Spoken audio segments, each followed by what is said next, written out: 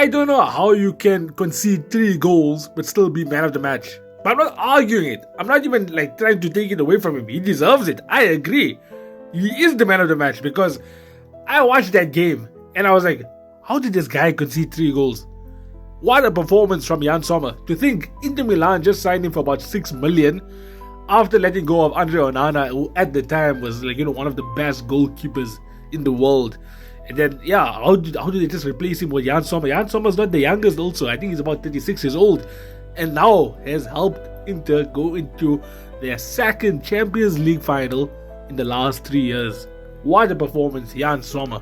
Now, but this tie had it all. Honestly, like forget about just tonight. Let's go back just a couple of days, 1 week ago. And there was another game just as entertaining. This was arguably the best, probably the greatest Champions League semi-finals of all time. Like, the only one that comes close, I'm not even trying to be biased here, was Liverpool against Roma, where they also had an aggregate score of about 7-6. But Liverpool was always in control. We were just like sleeping towards the end. This was actually entertaining and end-to-end. This, without a doubt, is the greatest Champions League semi-finals of all time. And to think Barca was within 3 minutes of actually going into the final.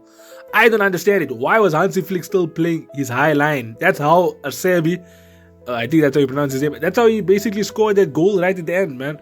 Like, Barca was still playing, but Barca was playing this high line throughout the whole 2 legs, right? And even in the beginning of this game, where Inter Milan, before they even scored, they got in behind about 3-4 times. Then they finally scored. They scored again because of the high line.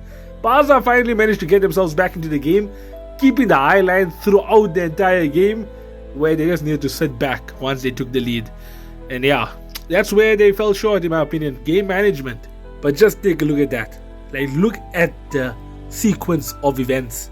Like, that is the best Champions League semi-final I've ever seen in my life. Just to touch on Jan Sommer one more time, this was the moment really where people thought Inter Milan should go through, man. Like, Jan Sommer is dragging this team into the final. So much drama that happened between this moment and the final whistle. But this was one of the key moments in the game. This kept Inter Milan amongst so many other saves. I saw a stat that said 14 key saves across both legs. Jan Sommer, well done.